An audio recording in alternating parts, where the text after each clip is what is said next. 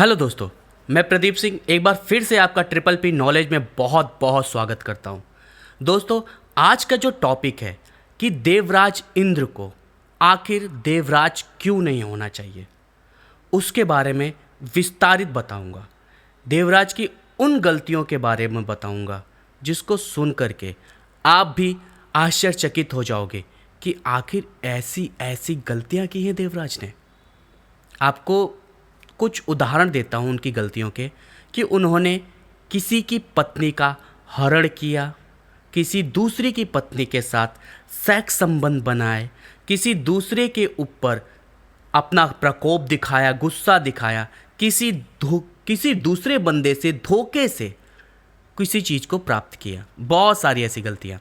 तो दोस्तों, अगर आपको मेरी बातें अच्छी लगती हैं और मेरी पॉइंट समझ आता है तो प्लीज़ इस चैनल को सब्सक्राइब कर दीजिएगा, उस बेल आइकन को दबा दीजिएगा और प्लीज़ यार लाइक करना तो ना भूलिएगा, जिससे कि मुझे हौसला बनता रहे और मैं आप लोगों के लिए ऐसी ऐसी टॉपिक पे बातें लाऊं जो रियली में बात करने वाली टॉपिक होती हैं।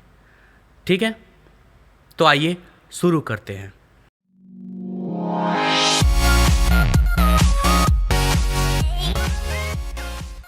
नंबर 1 पे देखा जाए तो देवराज इंद्र का सबसे बड़ा छल था महावीर महारथी कर्ण के साथ, जो उन्होंने धोखे से उनका कवच और कुंडल ले लिया था, सिर्फ किस लिए कि वो मेरे बेटे से जीत ना पाए। कितना बड़ा गुनाह था ये, पक्षपात। आखिर वो अगर देवों के राजा हैं, इंसानों के भी राजा हैं, उनके लिए हर कोई उनका बच्चा समान होना चाहिए। ये नहीं कि सिर्फ उनका ही बच्चा उनके लिए लायक है। सबसे बड़ी गलती मैं देखता हूं कि उन्होंने कर्ण के साथ बहुत ही गलत किया था। दूसरी नंबर की गलती बताएं तो उन्होंने क्या किया था पता है? हिरण्यकश्यप जब ब्रह्मा जी को प्रसन्न करने के लिए, वरदान पाने के लिए कि मैं कहीं पर भी मरूं नहीं, धरती अग्नि वायु जल कहीं पर भी, ऊपर नीचे आगे पीछे कहीं पर भी ना मरूं, चाहे आकाश भूमि, इसके वरदान के लिए जब वो तपस्या कर रहा था ब्रह्मा जी की, तो देवराज इंद्र ने क्या किया? उनकी पत्नी को अपहरण कर लिया और उसके सामने जाकर के बोलने लगा कि भैया क्या है ये, तोड़ दो तपस्या, नहीं तो हम तुम्हारी पत्नी को मार देंगे। एक औरतों के ऊपर अपना बाहुबल आजमाना कितना सही है? हिरण्यकश्यप कुछ भी नहीं कर पाया, कुछ भी नहीं बोल पाया।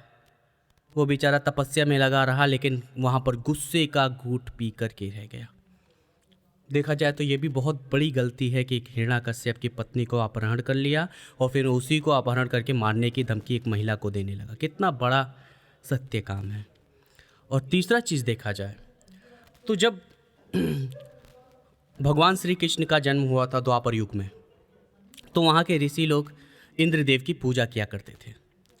और उस पूजा में भगवान श्री कृष्ण ने कहा जा कर के कि भैया इंद्रदेव की पूजा करने के से कोई मतलब नहीं है, आप गोवर्धन पर्वत की पूजा करो ना।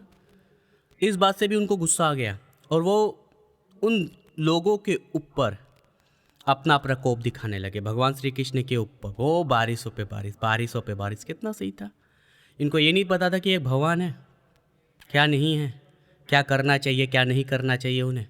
फिर भी भगवान ने उनको छोड़ दिया। नेक्स्ट जो गलती उन्होंने किया, अहिल्या जी के साथ किया। अहिल्या जी गौतम ऋषि की पत्नी थी। एक बार क्या हुआ कि देवराज इंद्र घूम रहे थे, भैया उनको दिख गई एक स्त्री। उन्होंने सोचा कि भाई कितनी सुंदर स्त्री है, बहुत सुंदर है, इनको तो मेरे साथ होना चाहिए। वो गए अपने देवेंद्र में लोक में, सोचने लगे, डूब गए। फिर उन्होंने कुछ समझ में कुछ नहीं आया तो छल किया कि काम करते हैं, ऋषि गौतम का रूप धारण करते हैं और चलते उनके साथ गलत काम करते हैं।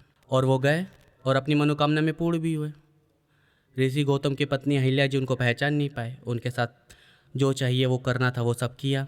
जब गौतम जी आए, उन्होंने नंगे हाथों पकड़ लिया देवराज इंद्र को और तुरंत श्राप दिया कि भैया आज से तुम्हारी पूजा वूजा नहीं होगी, तुमने जो गलत किया है ना वो किया है, और जिस योनि के लिए तुम मेरे साथ छल किया, 1000 योनियाँ तुम्हारे शरीर पे निकल आएंगी आज के बाद। और वही हुआ। देवराज इंद्र के शरीर पे 1000 योनियाँ निकल गई। वो गिड़गिड़ाने लगे। तो उन्होंने उन पे दया करके कहा ठीक है, जो योनियाँ हैं वो आंखें बन जाएंगी, और एक श्राप और दिया कि आज के बाद तुम्हारी कहीं भी पूजा नहीं होगी, क्योंकि ये छल जो तुमने किया है वो पूजनीय नहीं होगा। यही तो कहानी थी हमारे देवराज इंद्र की। दोस्तों, अगर आपको मेरी बातें अच्छी लग रही है तो प्लीज़ चैनल को सब्सक्राइब करिएगा, बेल आइकन को दबाइएगा, जिससे कि मैं आपके पास और भी महत्वपूर्ण जानकारियाँ लेकर के आता रहूँ। प्लीज़ सपोर्ट करिएगा। Thank you very much.